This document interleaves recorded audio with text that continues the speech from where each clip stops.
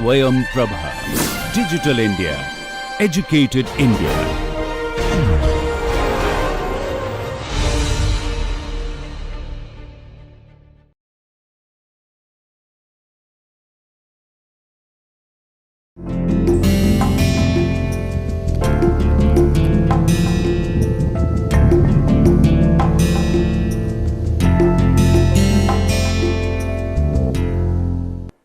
Let us start this lecture with a thought process. All forms of emotions, whether happiness and sadness, secretes the chemical reactions, basically hormones, in the body. One has to learn how to keep them under control to have a blissful life, because you will have to basically take care of secretion of your hormone through your mind.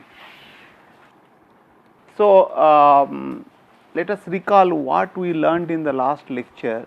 In the last lecture, basically we have discussed about first order reaction, second order reaction and third order reaction, right.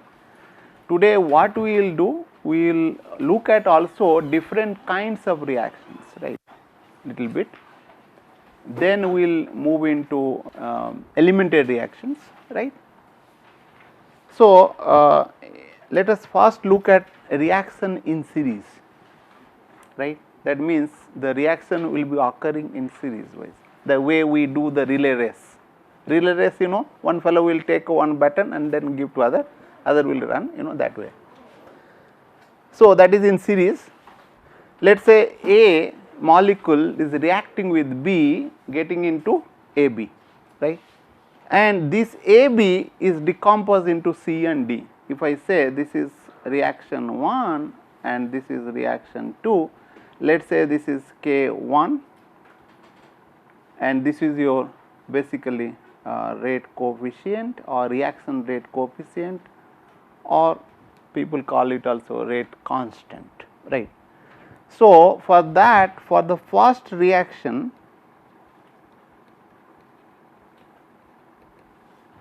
what would be the reaction rate? That is dCAB. If I look at by dt, that means how much of molecule AB is, concentration is changing with respect to time, is equal to K1 CA and CB, right. I can say this is basically 3. Keep in mind that this is equal to, what is that, dCA by dt, yes or no? That is equal to also minus dCB by dt, because it is getting consumed, right. And for second reaction,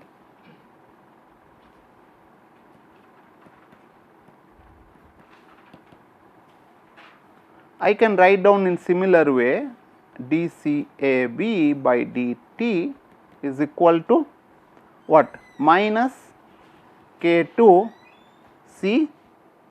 CAB, right. And of course, that you can say also similar way, minus dCA by dt, sorry, dC by dt is equal to minus dC d by dt, and that is equation 4.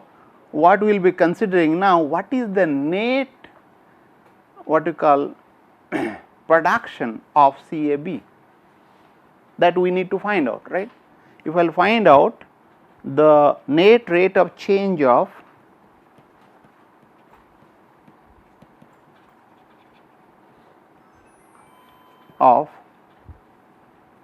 CAB would be dCAB by dt is equal to K1 CA CB minus K2 CAB, right. Now, of course, if I know this rate coefficient and concentration of all these things, I can find out very easily, right. And if you look at the CAB at time is equal to 0, what it would be? It will be 0, because there is nothing CAB, right. In the beginning, what are the molecules are there? A and B, some initial concentration will be there, right. and C and concentration of C and D also will be 0, isn't it? Yes or no? For example, if I will plot it with respect to time, this is concentration, right? And in the beginning what will happen? There will be A and B. I can say this will be AB will be changing like this. This is concentration of CA and CB. Of course, at this point T is equal to 0, what will be? CA in and CB in. Keep in mind that this concentration need not to be same. I have plotted here, but need not to be same, right? There might be two plots, you can say think of, but here I am just drawing just a simplicity. But my point is not that.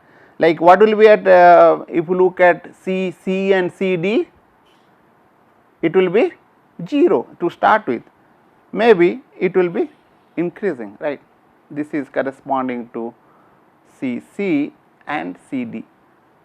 Are you getting? I am just drawing it because I am assuming this concentration both are same, C and D. Need not to be. It will be different maybe, right? But my point is not that. My point is to say that what will happen to the CAB? CAB in the beginning it will be 0. At the end of the reactions it may be 0 or may be very small values, okay. In between what will happening? There might be peak values. Are you getting? There might be peak values. This is your CAB. So therefore, one has to really concern about how to handle this series reaction, because it may be occurring in nature. Like in nature means when you are talking about multi-step chemistry, right, you may need to look at that, right. So that is another way of also looking at the parallel reactions, right. So we will be looking at parallel reactions, right. Let us say that A molecule is reacting with B going to the AB, right. I can say this reaction 1 and with a reaction rate coefficient or the reaction rate constant is K1. AB parallelly will be decomposing into C and D,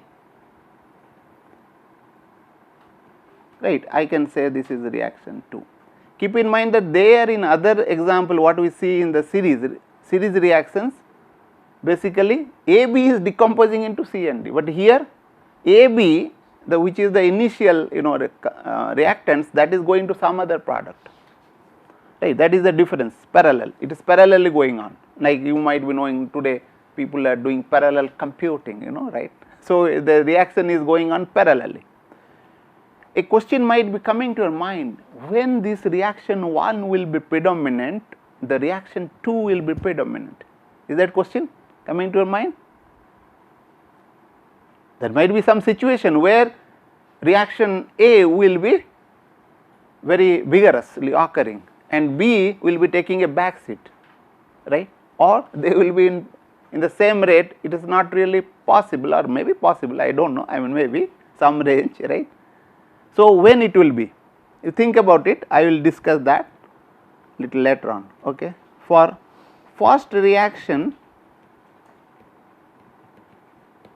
I can write down CAB, change in concentration of AB with respect to time, is equal to K1 CA and CB. But if I will be more interested to find out dCA by dt is equal to minus K1 CA CB, isn't it? Because this is getting consumed, therefore K1 CB. Now I can say this is reaction 3, because I will be, and for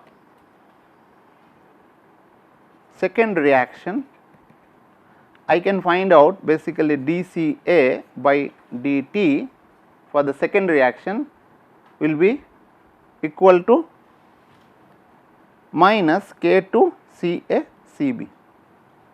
right, let us say this is O.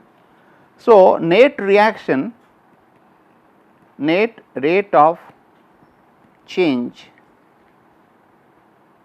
of or CA, right, would be dCA by dt will be minus K1 plus K2 CA CB. Right, this simply just you add equation 3 and 4 you will get, right.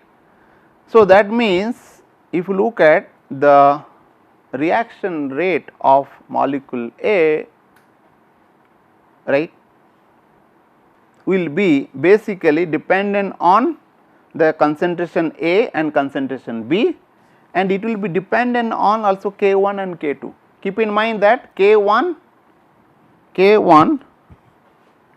is a function of what?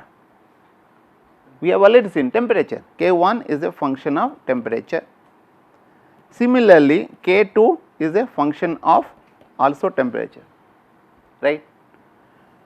And for example, like at certain temperature K1 may be very high, that means that is the which one? Predominant, right. And at certain temperature K2 may be predominant. So, as a result, if you look at that way, you will have to take care of this parallel reaction, which is important, because certain range, let us say 500 Kelvin, certain reaction will be very important, like reaction 1 is important, but in the let us say something maybe 1000 to the 2000 Kelvin, maybe reaction 2 is important, right, because that is giving a higher values depending on your activation energy, right, kind of thing. So, therefore, you need to learn how to handle these parallel reactions and then reaction in series or series reactions kind of things. And all these reaction what we have dealt with, we are only considering the forward reaction rate, we are not considering reverse reaction or the backward reaction. Let us see how we will handle that. So, reverse reaction, if you look at, I am just considering like because of fact that the chemical reaction may proceed in both forward and reverse direction, right. Of course, keep in mind that I had also discussed showing some data that the activation energy, pre-exponential factors and temperature coefficients need not to be same. That means reaction rate will be different, it won't be same. Let us say A is reacting and going to the product B with what you call reaction rate coefficient Kf, and when B is coming back to the A, that is Kb, right. So, net reaction rate of consumption of A will be basically Kf and Ca, right. And what will be, if you look at, if I write down this equation, this will be basically dt is equal to Kf Ca minus Kb Cb, right. And what I am saying, Cb is nothing but Ca initial minus Ca, whatever being consumed, that is nothing but your Cb, right. That means this is with respect to time at any instant Ca and this is initial, the difference will be basically nothing but Cb. Keep in mind that this is true only for this simple reaction what I have considered. This need not to be true for if it is a bimolecular reactions kind of thing, right. Now, so what we will do now, I will assume the equilibrium, right. Generally what is being done, you reverse reaction rate need not to be there, but you can find out by assuming it to be equilibrium, right. They do that. Then above, for simplicity reason, and then above equation becomes, right, Kb is equal to Kf Ca equilibrium, right, because when I am saying this is 0, right, this is 0, then I am saying this is equilibrium, right, and this is also in equilibrium, right. when this is 0 at equilibrium.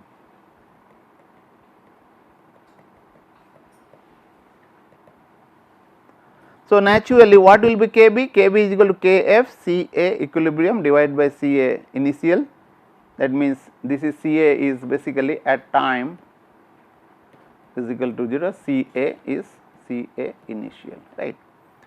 So, Ca initial minus Ca equilibrium, that means you can get this reverse reaction rate coefficient in terms of forward reaction rate coefficient, and of course, you know the initial values of concentration, you know the equilibrium values of molecule A, then only you can find out very easily. And this is the standard procedure what is being used because of simplicity reason, right. And then I can write down basically, if I say this is equation 1 and equation 1 becomes like dCA by dt nothing but Kf Ca initial, right, and Ca minus Ca equilibrium divided by Ca in minus Ca equilibrium, right. That means if you look at, right, I mean I can avoid this Cv, right, because I have already in place of Cv I have put it here in this, and then I am getting this relationship. So, if I will integrate this by integrating above equation, like I can say 2,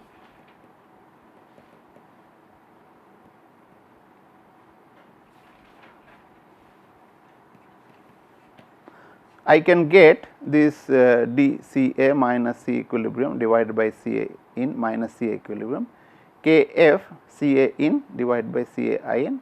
See, always there will be some constant and you will have to evaluate, you know, C at the initial t is equal to 0, that will go away and then you will get final result, right. So, this will be basically final result what you will get.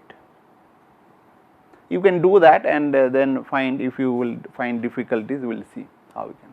So, by that what will happen, I can also by knowing this Kf, right, I can handle, right, because I can find out what is the how the Ca is varying with, right. Keep in mind that here we are taking the at equilibrium dCA by dt is 0, that means, you know, that is the equilibrium condition we are considering for the calculating the backward reactions, right.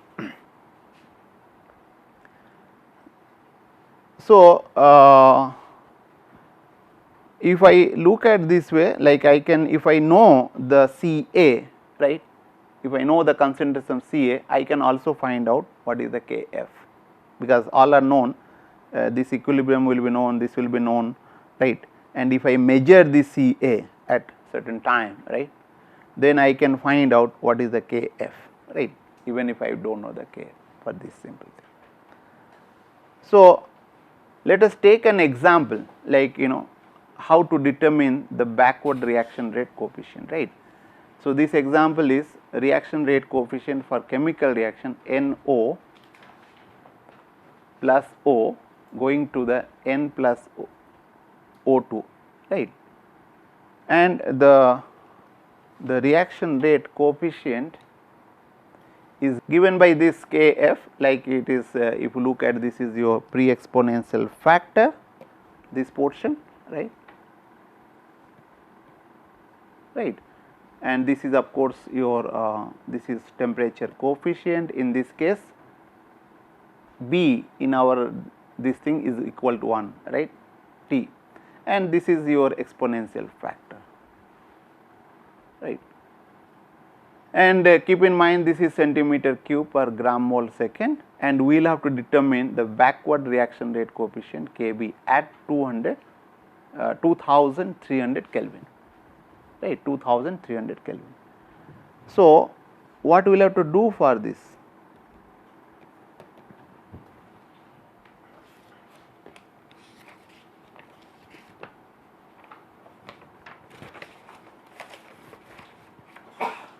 What we will have to do?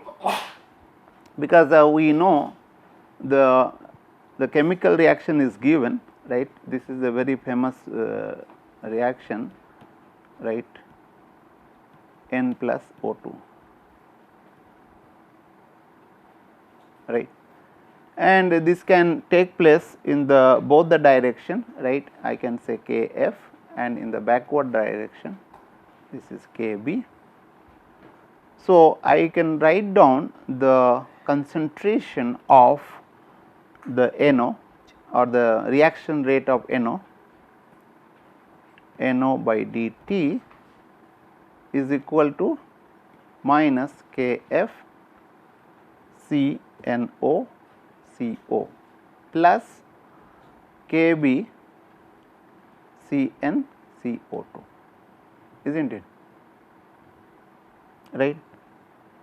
And for that what we will do, we will basically look at equilibrium what is happening. Like at equilibrium,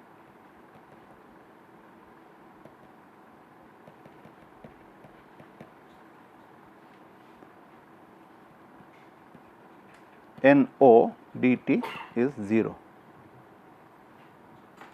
right. If that is 0, if I say this is equation, then equation 1 becomes, right, Kf by Kb is nothing but Cn CO2 by CNO CO. And keep in mind that this is nothing but your what, Kc, right. Can I say this is equal to Kp? Equilibrium constant, this is big capital I am writing, okay, because bimolecular reaction. So, therefore, the pressure by this term RUT it will not be coming, okay.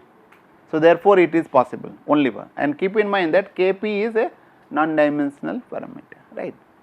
And what is that Kp? Kp we know is nothing but exponential delta G T naught divided by RUT, right.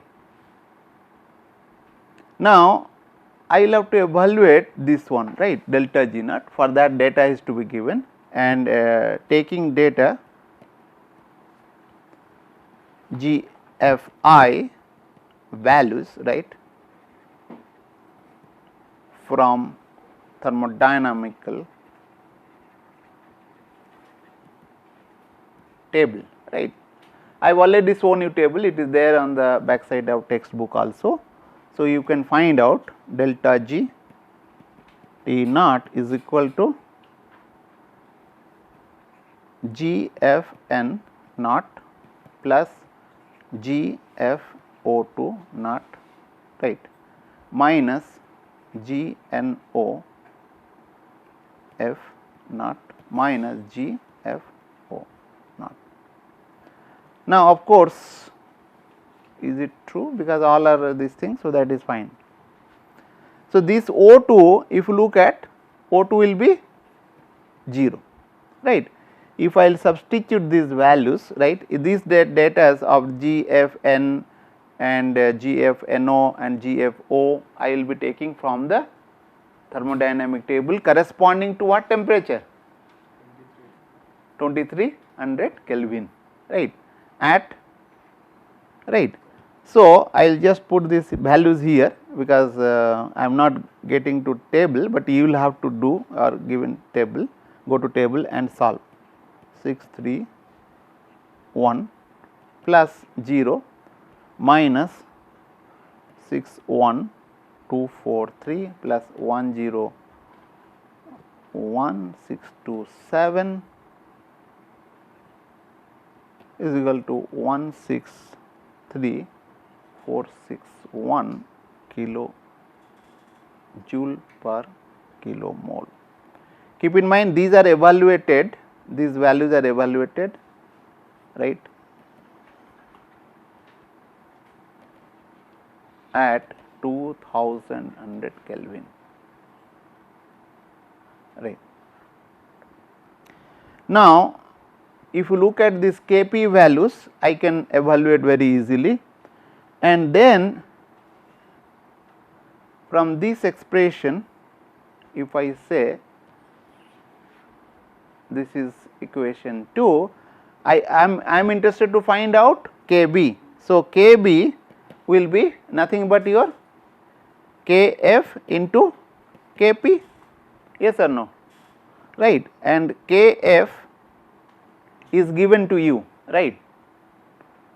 So, and Kp you can evaluate because you know this thing. So, let me write down here, that is E delta Gt RUT minus, right, RU you know T is not, but I will have to find out basically Kf. Kf I know is very easily I can find out from this expression is given 3.8 10 power to 9 into 2300 for this temperature into exponential of 208202300, and this happens to be Kf. I am getting 1.024 10 power to 9 centimeter cube gram mole second. So, if I will put these values here, right, 1.024 into 10 power to 9, right, E, this is 163461 divided by 8.314 into 2300. If we will substitute this value, you will get, right, something 5.28 into 10 power to 12 centimeter cube, right, gram mole second. So, this is my Kb values, right, 5.28 10 power to 12 centimeter cube gram mole second. So, if you look at your Kf is 10 power to 9, whereas Kb is 10 power to 12, you know, like of course, there is a 5 also coming into picture. So, it is a reverse reaction is what you call having higher reaction rate coefficient, right. So, by this way you can really evaluate the reverse reaction. Keep in mind that we are taking that equilibrium as a condition, like it is attaining equilibrium then only. So, with this we will stop over and we will discuss about what you call elementary reactions further in the next lecture. Thank you very much.